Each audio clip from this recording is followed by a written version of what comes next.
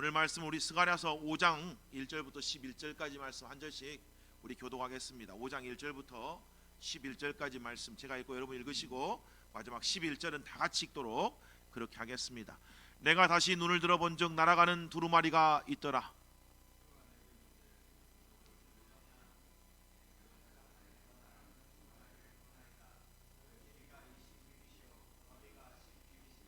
그가 내게 이르되 이는 온 땅 위에 내리는 저주라. 도둑질하는 자는 그 이쪽 글대로 끊어지고 맹세하는 자는 그 저쪽 글대로 끊어지리라 하니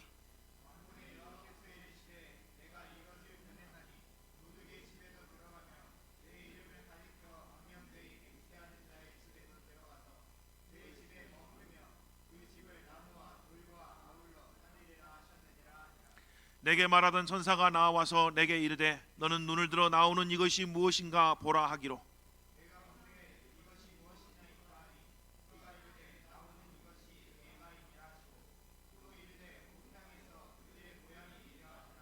이 에바 가운데에는 한 여인이 앉았느니라 하니 그때 둥근 납 한 조각이 들리더라.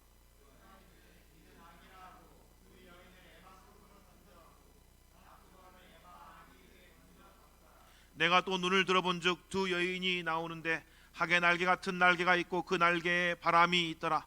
그들이 그 에바를 천지 사이에 들었기로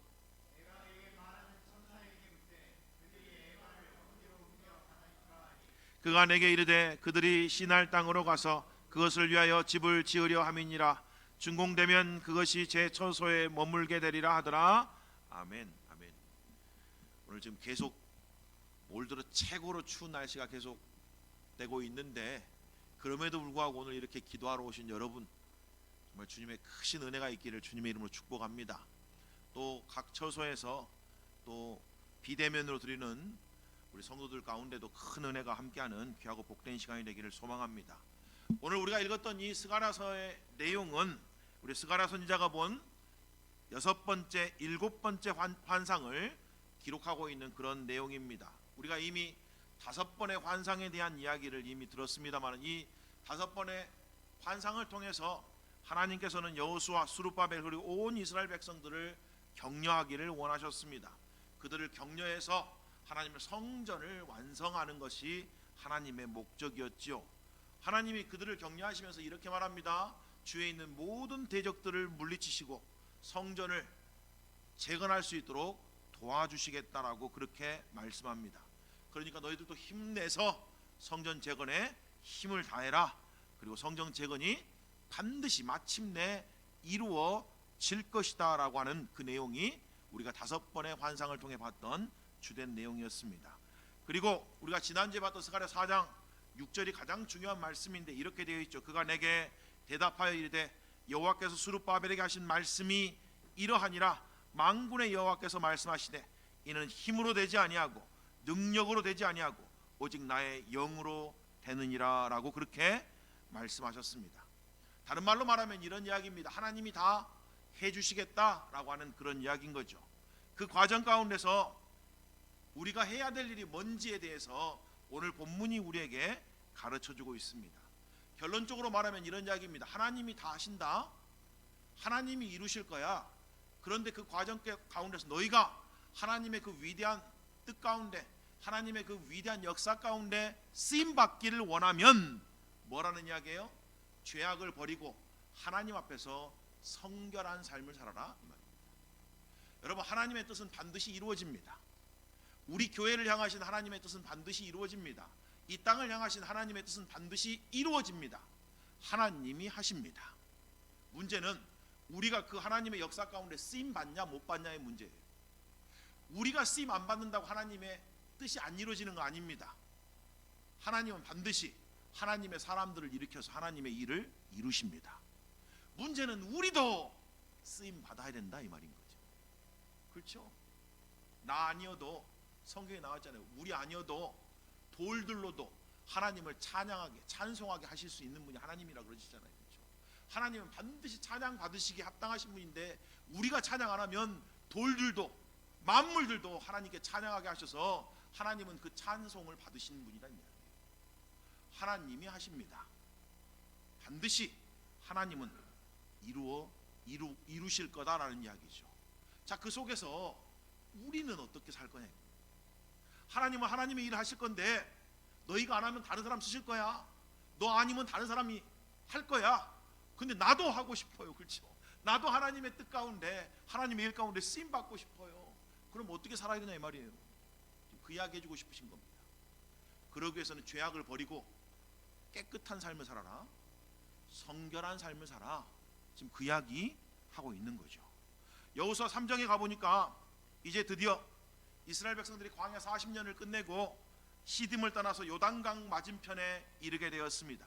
이제 요단강 건너편에 가게 되어 있는데, 저 요단강만 건너면 저 건너편에 뭐가 있어요? 하나님이 약속하신 젖과 꿀이 흐르는 땅이 있었습니다. 하나님이 약속하신 그 땅, 약속의 땅이 펼쳐져 있었다라고 하는 그런 이야기입니다. 그런데 문제는 뭐였냐면, 이때가 마치 계절적으로 요단강이 가장 물로 넘쳐났을 때였습니다. 요단강 강폭이 가장 넓고 수심도 가장 깊을 때였다. 뚝까지 물이 막 찰랑찰랑 차서 도저히 인간적으로는 건널 수 없는 그런 때 요단강 저편에 도달했다라고 하는 이야기예요. 어쩌면 이스라엘 백성들이 요단 약속의 땅을 바라보면서, 아니 이렇게 큰 강물을 어떻게 건너지? 배를 만들어야 되나? 이쪽에서 저쪽까지 무슨 다리를 놔야 되나? 이런저런 궁리를 했을지도 모르겠습니다. 그렇잖아요. 아니면 물이 다 빠질 때까지, 물이 이제 줄어들어서 사람이 걸어서 건널 만한 그럴 때가 이럴 때까지, 그때까지 기다려야 되나? 뭐 이런저런 인간적인 생각을 했을 수도 있을 것 같아요. 그렇죠? 그런데 그때 하나님께서 여호수아를 통해서 이렇게 말씀해 주십니다. 그 여호수아 3장 5절 말씀입니다. 이렇게 됐어요. 여호수아가 또 백성에게 이르되 너희는 자신을 성결하게 하라. 여호와께서 내일 너희 가운데 기이한 일들을 행하시리라. 뭐라고 되어 있어요? 하나님이 하시겠대요. 지금 하나님이 나타나서 오늘 저녁부터 배를 만들어라, 내가 도와줄게, 이렇게 말 안 해요. 그렇죠? 오늘 저녁부터 니들이 수영을 좀 배워보자. 내가 너에게 초인적인 능력을 줄게. 뭐 2km든 3km든 수영해서 건널 만한 그런 능력을 줄게. 우리 한번 수영을 배워봐서 요단강을 건너보자. 이런 이야기 안 합니다. 내가 할게. 내가 기이한 일을 너희 가운데 이루어줄게. 너희가 해야 될 것은 내 앞에서 성결해라. 내 앞에서 모든 죄를 벗어버리고 깨끗함을 유지해라, 이 말이에요. 하나님 앞에 성결함을 유지해라. 지금 그 이야기잖아요. 그렇죠? 그러면 너희 가운데서 하나님이 놀라운 일을 이루실 거다라고 그렇게 지금 이야기를 하고 있는 겁니다. 우리가 죄 가운데 빠지면 우리를 통해서는 하나님의 일이 이루어지지 않습니다. 하나님은 하나님을 사랑하는 사람들을 통해서 하나님의 일을 이루십니다. 하나님은 깨끗한 사람, 성결한 사람들을 통해서 하나님의 일을 이루신다라는 이야기예요. 하나님의 뜻에 순종하는 사람들을 통해서, 하나님을 기쁨으로 섬기는 사람들, 하나님을 기쁨으로 자원함으로 쫓아가는 사람들을 통해서 놀라운 일을 이루신다, 이렇게 되어 있다는 얘기예요. 안 따라오고 순종하지 않고 죄 가운데 빠진 사람들을 하나님은 일부러 쓰시지 않습니다. 그럼에도 불구하고 하나님은 반드시 하나님의 사람들을 통해서 기이한 일을 이루신다라고 되어 있는 거잖아요. 그렇죠? 근데 문제는 뭐예요? 저와 여러분도 쓰임 받고 싶다, 쓰임 받아야 된다라는 이야기 아니에요. 그렇죠? 우리 아니어도 하나님은 역사를 이루십니다. 그런데 저는 저를 통해서도 이루어 주셨으면 좋겠어요. 저도 그 위대한 구속사 안에서 하나님께 쓰임 받는 인생을 살고 싶습니다. 하나님이 반드시 하나님의 나라가 이 땅에 임하실 겁니다. 그렇잖아요? 우리 주님 다시 오셔서 온 세상이 하나님 나라가 되는 그때가 온다라고 성경이 그렇게 약속하고 있잖아요. 그때까지 복음이 땅끝까지 증거돼야 되는데, 내가 아니면 누군가를 통해서 복음을 땅끝까지 전하실 거예요. 그렇죠? 누군가를 통해서 그리스도를 증거하게 하실 거라고요. 근데 그 크신 하나님의 구속사 안에서 나도 여러분도 쓰임 받기를 소망하는 그런 삶이 되시기를 주님의 이름으로 축복합니다. 그가 바벨론에서 약속하신 대로 기이하신 도우심을 베풀어서 바벨론 왕을 감동시켰습니다. 그래서 다시 이스라엘 백성들을 이스라엘로 돌아오게 하셨죠. 제2의 출애굽이 일어난 겁니다. 그리고 그들을 통해서 하나님의 성전을 완성해 주시겠다고 약속하셨습니다. 그리고 이는 사람의 힘으로 능력으로 되는 것이 아니고 오직 하나님의 영으로 이루어 주겠다라고 분명하게 약속합니다. 그리고 하나님이 약속하셨으면 반드시 뭐예요? 이루십니다. 그래서 우리가 하나님을 신실하신 하나님이라고 그렇게 부르는 거 아니에요? 약속하신 바를 반드시 이루시는 하나님이다라는 이야기죠. 그러니까 문제는 하나님이 약속했다면 하나님이 이루실 텐데, 그러니까 문제는 하나님 편에 있는 게 아닙니다. 하나님이 돌보시겠다면 반드시 돌보십니다. 하나님이 우리를 지키시겠다면 반드시 지켜주십니다. 그러니까 걱정하지 말고 염려하지 말라고 그렇게 한 거예요. 공중에 나는 새를 봐라, 들에 피는 백합화를 봐라. 하나님이 그들도 기르시고 돌보는데 하물며 너희일까 보냐. 그러니까 염려하지 말고 두려워하지 말라. 하나님이 약속하셨으면 하나님이 반드시 이루어 주실 거라는 거예요. 문제는 우리가 믿음이 없어요. 우리가 뭐예요? 우리 편에서 성결치 못하고, 우리 편에서 불신, 의심, 게다가 죄 가운데 빠져서 깨끗한 삶을 살지 못하고 성결치 못한 삶을 살아서 우리를 통해서는 하나님의 역사가 일어나지 못하도록 우리가 스스로 해방을 돈다.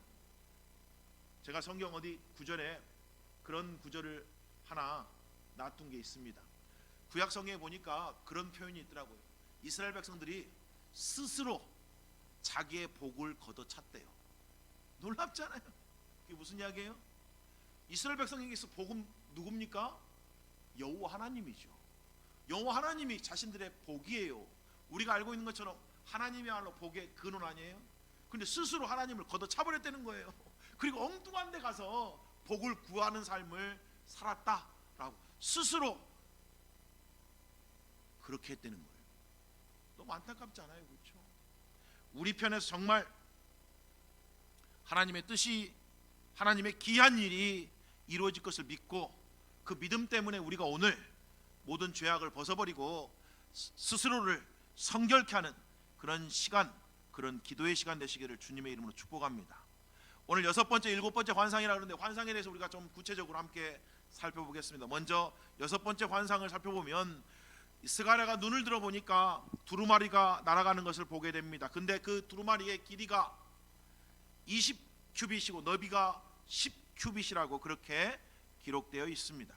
물론 큐빗이라는 것이 뭐 손가락 끝에서 팔꿈치까지, 물론 대략적으로 약 45cm를 우리가 1큐빗이라고 그러는데, 그렇게 치면 20큐빗은 약 9m가 되고 10큐빗은 4.5m가 됩니다. 그러니까 어마어마하게 거대한 두루마리가 지금 하늘로 날아가고 있는 그 모습을 보고 있단 말이죠. 근데 이 두루마리에 뭐라고 되어 있어요? 안과 박으로 글자가 가득 적혀 있었다라고 그렇게 되어 있습니다. 그러니까 두루마리가 일종의 책이다라는 이야기 아니겠어요? 그렇죠? 그럼 이 두루마리 책이 대체 뭘 상징하고 뭘 의미하냐 이 말이에요. 열왕기상 6장 3절에 가보니까 솔로몬이 성전을 지었는데 그 성소 앞에 낭실이라고 하는 일종의 베란다를 지어놨습니다.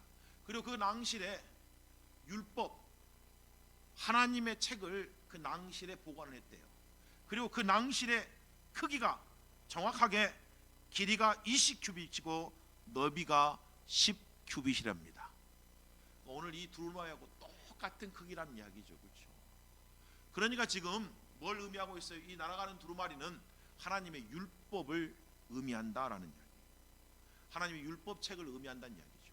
그리고 아마 여러분들이 다 알고 계신 것처럼 하나님의 율법에는 축복과 저주가 동시에 선포되고 있잖아요. 신명기 30장에 가보니까 율법과 규례를 이스라엘 백성들에게 선포하고 난 후에 모세가 이렇게 하나님의 뜻을 전합니다. 그게 신명기 30장 15절부터 나오는 말씀인데 여러분 한번 들어보십시오. 보라, 내가 오늘 생명과 복과 사망과 화를 네 앞에 두었나니. 율법에는 생명과 복이 있고 그 안에는 사망과 화가 동시에 있다라는 이야기죠. 곧 내가 오늘 네게 명령하여 네 하나님 여호와를 사랑하고 그 모든 길로 행하며 그의 명령과 규례와 법도를 지키라 하는 것이라. 그리하면 네가 생존하며 번성할 것이요 또 너 하나님 여호와께서 너가 가서 차지할 땅에서 내게 복을 주실 것임이니라 라고 되어 있습니다. 이게 바로 생명과 복에 대한 이야기입니다. 그러나 계속해서 이렇게 돼 있죠. 그러나 너가 만일 하나님을 돌이켜 듣지 아니하고 유혹을 받아 다른 신들에게 절하고 그를 섬기면 내가 오늘 너희에게 선언하노니 너희가 반드시 망할 것이라. 너희가 요단을 건너가서 차지할 땅에서 너희의 날이 길지 못할 것이니라 라고 되어 있습니다. 화와 저주가 동시에 선포되어 있다는 얘기예요. 그리고 하나님은 말씀하시는 대로 역사하시는 분입니다.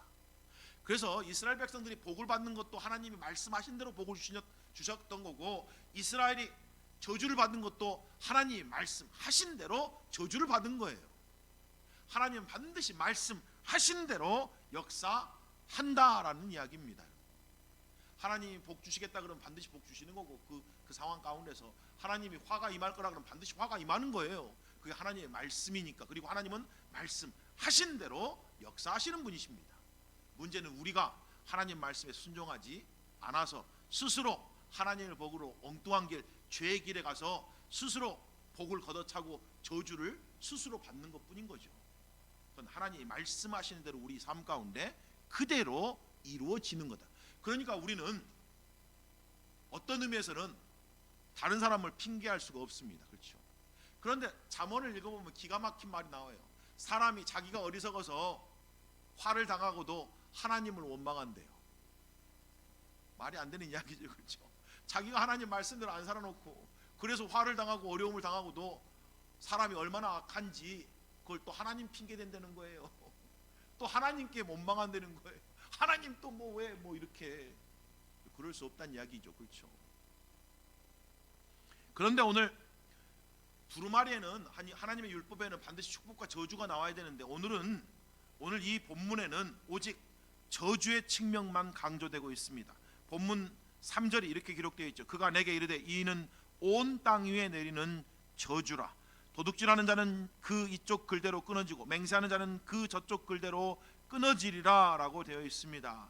두루마리의 한쪽 면에는 도둑질하는 자의 저주가 기록되어 있는데, 이거는 십계명 제 8계명에 대한 이야기인 거죠. 이 8계명을 어긴 거에 대한 이야기입니다. 그리고 후반부로 가면 여호와의 이름으로 거짓 맹세한 사람들에 대한 저주가 기록되어 있다는 거예요. 이것은 여호와의 이름을 망령되이 일컫고 거짓 맹세한 십계명 중 제 3계명을 어긴 것을 의미합니다.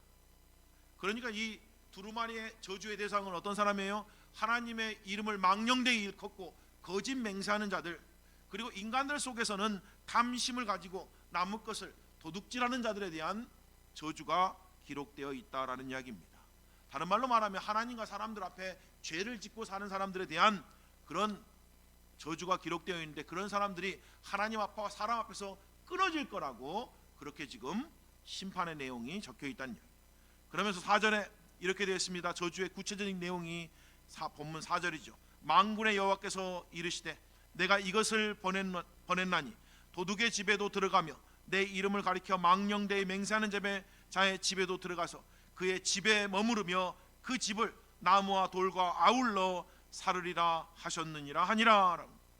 여러분, 하나님의 이름을 망령되이 일컫고 하나님의 이름을 서서 거짓 맹세하는 사람들의 집에 하나님의 말씀이 들어갔는데, 그 말씀이 도리어 그 사람을 뭐한대요? 망하게 한대요. 사람들에게 도둑질하는 사람들이 집에 하나님의 말씀이 임했는데 도리어 그 사람의 집이 어떻게 된다고요? 망한대요. 망한다는 거예요. 그래서 우리가 하나님을 신실하게 섬기지 않으면 말씀이 도리어 우리를 책망하시고 말씀이 도리어 우리를 망하게 만듭니다. 그래서 하나님 말씀이 두려운 거예요. 하나님 말씀이 임하면 그 말씀 앞에 우리가 정직하게 반응해서 자복하고 회개하고 깨끗하게 돼야 되는데, 하나님 말씀이 임했어도 여전히 거짓 가운데, 거짓 맹세 가운데, 여전히 도둑질 가운데, 여전히 죄악 가운데 살면 도리어 하나님 말씀이 임한 것 때문에 내가 망한다는 거예요. 여러분, 우리가 나중에 가보면 율법의 역할에 대한 이야기가 신약 성경에 나옵니다. 율법이 오기 전에는 우리가 죄를 죄로 알지 못했답니다. 그런데 율법이 와서 뭐라고 말해요? 마침내 내 안에서 죄가 죄로 드러났다는 거예요. 그래서 율법은 선하고 좋은 것인데 율법이 나한테 오니까 사도 바울이 뭐라고 말해요? 아이고 나는 망했다, 이렇게 말합니다. 아이고 나는 망하게 됐구나.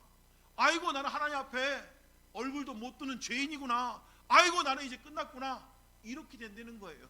이렇게 된다는 이야기입니다. 그래서 돌이켜야 되는데, 그러면 또 구원이 임할 텐데 또 그러지 않고 끝까지, 그렇죠? 그럼에도 불구하고 끝까지 고집 부리는 사람들은 결국 망하는 거 아니겠어요? 여기 보니까 그 집을 나무와 돌과 아울러 사르겠다라고 그렇게 되어 있습니다. 보통 집에 불이 나면 나무 기둥 몇 개는 남아 있기 마련 아니에요, 그렇죠? 뭐 불이 나서 나무들은 다 타도 주춧 돌은 남아 있어야 되는 거 아니에요? 근데 하나님의 심판이 얼마나 철저한지 오늘 뭐라고 됐어요? 집에 나무와 돌과 아울러서 살라버리겠대요. 하나도 남김없이 살아버리겠다는 거예요. 이런 사람들에게는 지금 그 이야기하고 있는 거죠. 얼마나 하나님의 심판과 저주가 철저한가에 대한 그 말씀을 해주고 있는 겁니다. 하나님의 백성이라도 할지라도 하나님의 율법에 순종하지 않고 살면 그 율법이 기록한 대로 그의 삶 가운데 뭐가 임한다고요? 저주가 임한다, 이 말이에요. 여러분, 우리가 하나님의 백성으로 살아도 하나님 말씀대로 안 살면, 말씀대로 안 사는 사람들에게 내리는 하나님의 심판이 우리 가운데 똑같이 임하는 겁니다. 그러지 않는 게 아니에요. 내가 하나님 백성이니까, 내가 나쁘게 살아도, 죄 가운데 살아도 나는 하나님의 백성이니까 괜찮아, 이런 건 없습니다. 성경에 말하잖아요. 하나님이 우리를 책망하시고 훈계하시고 심판하시는 이유는 마치 아비가 자식을 사랑한 것 같이 우리를 사랑하시기 때문이다 라고 그렇게 말씀하지 않습니까? 우리가 죄 가운데 있는데도 하나님의 견책함이, 책망함이 없으면, 심판이 없으면 성경이 뭐라고 말해요? 너희는 사생아라 그럽니다. 너 하나님 자녀가 아니야, 이 말이에요. 내가 마음대로 살고 있는데, 잘못 살고 있는데 내 삶 가운데 아무 일도 안 일어난다? 그건 정말 두려운 일입니다. 내가 잘못 가고 잘못하면 반드시 나의 영적인 아버지, 나의 참된 아버지이신 그 하나님 아버지께서 나를 뭐 해야 돼요? 책망하셔야 옳다, 이 말이에요. 근데 책망 안 하고 놔두면 하나님과 우리 사이의 관계가 사실은 없다, 이렇게 표현하고 있잖아요, 성경이요. 지금 그 이야기를 해주고 있는 겁니다. 이스라엘 백성들이 하나님의 백성이라 할지라도 그들이 하나님 말씀을 쫓아 순종하지 않는 삶을 살면, 도리어 죄악 가운데 살면 하나님이 이미 율법에 기록한 대로, 하나님이 예전에 모세를 통해서 말씀하신 대로, 율법과 규례에서 선포하신 대로 그대로 그들에게 심판과 저주가 임하게 될 것이다 라고 그렇게 이야기를 하고 있는 거죠. 그리고 이것이 신약 성경으로 넘어가면 두루마리가 곧 예수 그리스도를 상징하게 됩니다. 예수 그리스도를 믿는 자들에게는 하나님의 말씀이 뭐예요? 구원의 말씀이에요. 예수 그리스도를 믿는 자들에게는 하나님 말씀이 생명의 말씀이고 은혜의 말씀으로 역사합니다. 그런데 예수 그리스도를 믿지 않는 자들에게는 하나님 말씀이 다 뭐겠어요? 저주고 심판입니다. 그렇지 않겠습니까, 여러분? 믿지 않는 자들에게는 그게 저주의 말씀이잖아요.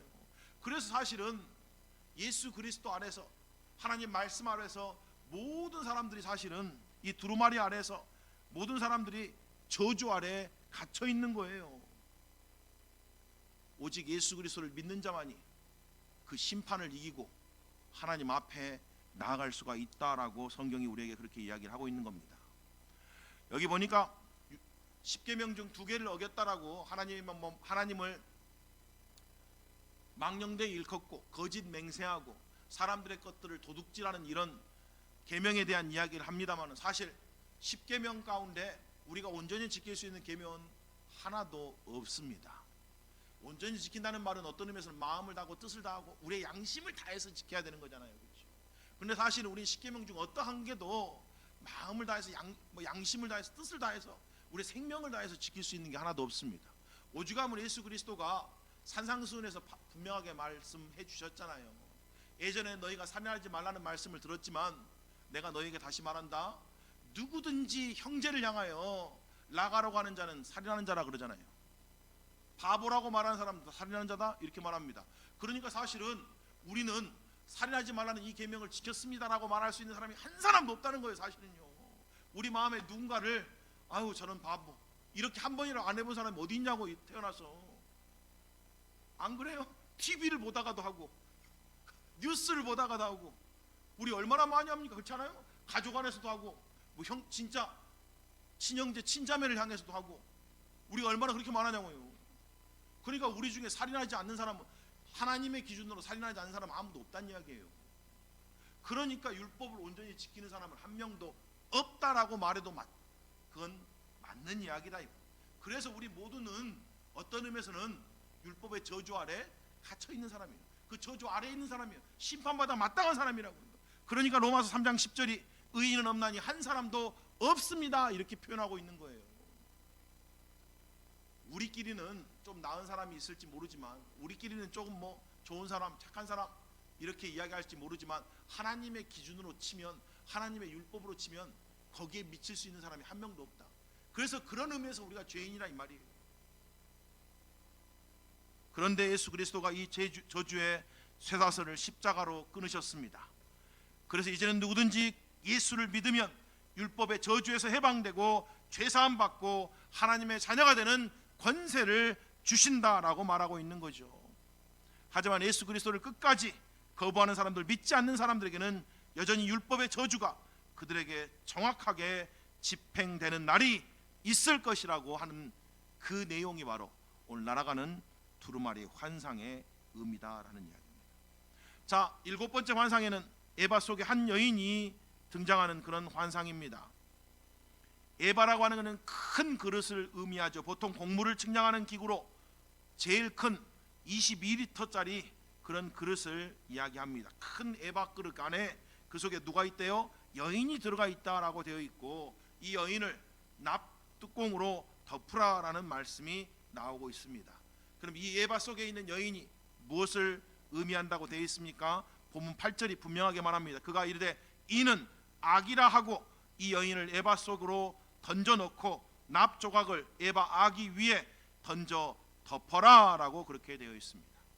그리고 9절에 가보면 이제 두 여인이 등장하는데, 이 여인들은 학같이 아주 큰 날개를 가진 여인들이라고 묘사되어 있습니다. 이 날개를 가진 여인들이 바로 교회를 상징하고 있는 거죠. 이 여인은 신랑 되신 예수 그리스도를 전적으로 의존하고 주님의 도우심 없이는 아무것도 할 수 없다라는 것을 보여주고 있는 그런 상징입니다. 그리고 이 두 여인은 하나님의 증거의 진실함을 드러낸다. 보통 구약이든 신약이든 어떤 증언이든 두 사람이 해야 되잖아요. 그렇죠? 한 사람의 증언은 채택되지 않습니다. 두 사람이 해야 돼요. 그러니까 두 여인이 등장한다는 말은 그만큼 하나님의 증거가 진실되다라고 하는 그런 표현이다. 그리고 이 두 여인이 에바를 옮기고 있습니다. 날개를 가진 교회가 에바를 옮기고 있으니까, 날개를 가졌다 말은 지금 교회가 힘을 얻고 부흥하고 높이 비상하고 있다라는 그런 이야기고, 날개 바람을 통해서 지금 영혼을 살리는 역사가 온 세상 가운데 일어나고 있다라고 하는 그런 이야기 아니에요. 그렇죠? 어떤 의미에서는 지금 에바 안에 이 악을 가둬놨으니까 하나님의 교회가 복음을 증언하고 진리를 선포하면 뭐예요? 음부의 권세가 꼼짝할 수 없다라는 것을 상징적으로 보여주고 있는 그런 내용일 수도 있다는 얘기죠. 물론 그렇다고 우리가 온전히 악을 없앨 수는 없습니다. 그렇죠? 진리가 흥황하면 악이 일시적으로 힘을 잃는 것 있지만 악 자체가 없어지지 않아요. 우리 주님이 다시 오셨을 때 그때가 돼야지 우리 주님이 사탄을 저 지옥강, 저 두 번째 사망 가운데 저 지옥에 집어넣으면서 그때야 영원히 이제 이 땅 가운데 악이 사라지겠지만, 그 전까지는 여전히 이 땅 가운데 악이 존재하고 있는 겁니다만, 자, 이들을 에바를 들고 어디로 옮겨가요? 시날 땅으로 옮겨가는데, 여러분 시날 땅이 어떤 곳입니까? 노아의 홍수 이후에 사람들이 다시 많아지고 난 뒤에 사람들이 힘을 합해서 하나님을 대항하면서 바벨탑을 쌓았던 곳이 바로 이 시날 땅입니다. 그러니까 여전히 그곳에 있는 거예요. 악이 그곳에서 여전히 악이 역사하고 있는 건데, 근데 에바의 항아리 안에 넣어서 닫아버렸으니까 지금 무슨 이야기입니까? 이 악은 하나님의 회중 안에 들 수가 없다라는 이야기죠.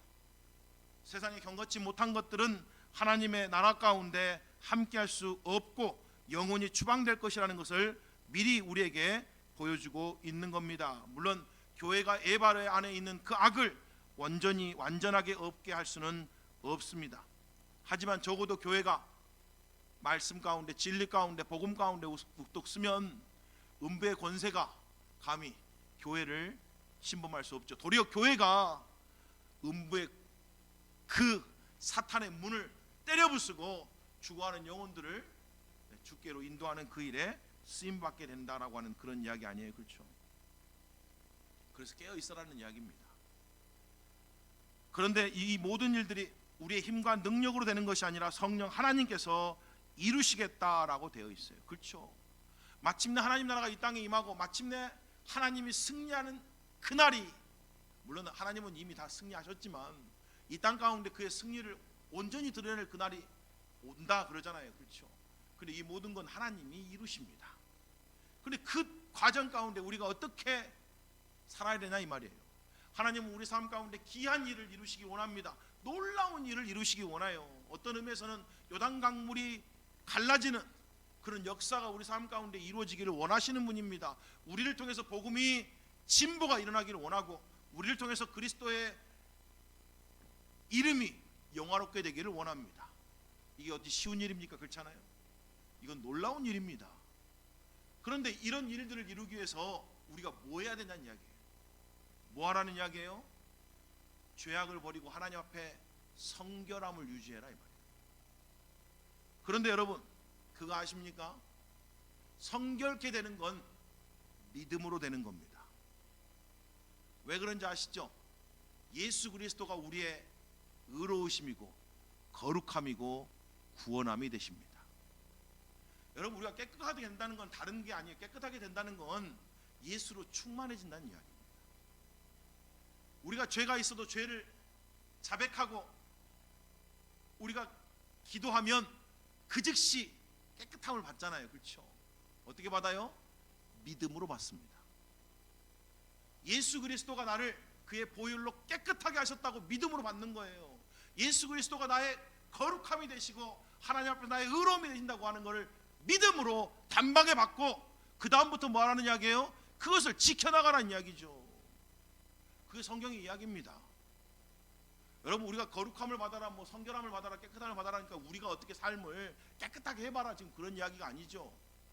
깨끗함을 주고 거룩함을 주고 의롭게 하심을 주는 것은 예수 그리스도가 안에서 주어지는 선물입니다. 그 선물을 믿음으로 받는 거예요. 그리고는 지키라 이 말이에요. 지키라. 다시는 죄 가운데 빠지지 말고 다시는 죄를 짓지 말고 그거 지켜나가라. 너는 이제 거룩한 하나님의 자녀야. 너는 이제 깨끗하게 됐어. 그러니까 계속해서 깨끗한 삶을 살아라. 지금 그 이야기잖아요, 그렇죠? 그러면 귀한 일은 하나님이 하신다. 내 인생 가운데 어떤 결과가 일어날지, 앞으로 내 인생 가운데 어떤 일이 일어날지 여러분이 그런 걸 고민할 필요가 없습니다. 그건 하나님이 하십니다.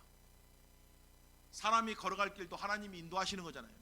우리가 할 일이 아니라고요. 우리는 결과를 갖고 어떤 결과가 있을 건지 그걸 염려하고 걱정하는 사람들이 아니에요. 결과는 하나님이 하시는 일입니다. 문제는 우리가 하나님의 기이하신 결과를 소망한다면 지금 뭐 해야 된다는 이야기예요? 죄를 벗어버리고 예수 그리스도 안에서 성결한 삶을 살라 이 말이에요. 깨끗한 삶을 살아라. 여러분 신앙에 가보면 바울이 디모데에게 이런 이야기합니다. 교회에는 금그릇도 있고 은그릇도 있고 질그릇도 있고 사기그릇도 있고 나무그릇도 있고 여러 가지 그릇이 있다.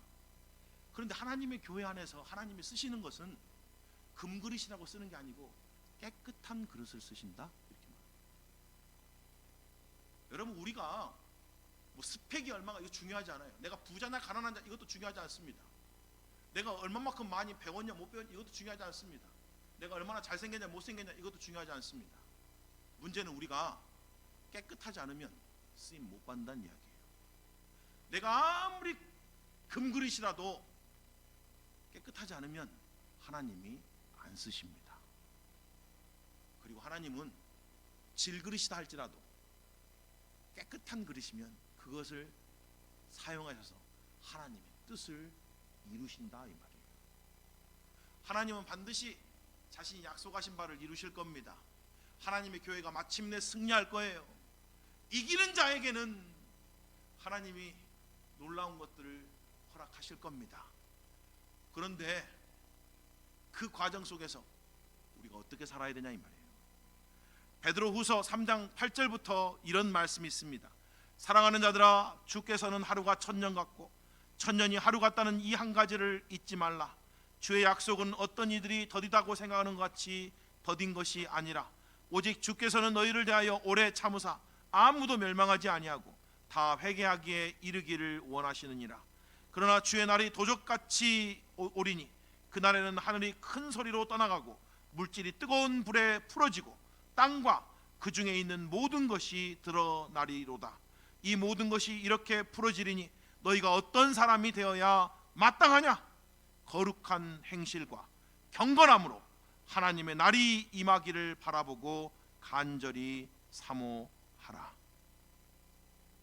주의 날이 도적같이 임할 겁니다. 그럼 어떤 사람이 되는 게 마땅하냐고 물어보잖아요. 베드로가요. 뭐 하래요? 거룩한 행실과 경건함으로 하나님의 날이 임하기를 바라보고 간절히 사모해라. 우리 주님 곧 오십니다. 어떻게 살아야 됩니까? 여전히 거룩한 행실과 경건함으로 하나님 앞에 사십시오. 하나님이 여러분 통해서 기하고 놀라운 일을 내일 이루실 겁니다. 오늘 우리가 기도할 때 그 믿음이 있었으면 좋겠습니다. 우리가 예수 그리스도의 그 보혈로 내 안에 있는 모든 더러운 것들, 혹시 불신들, 불순종들, 이거 좀 다 내어 버렸으면 좋겠어요.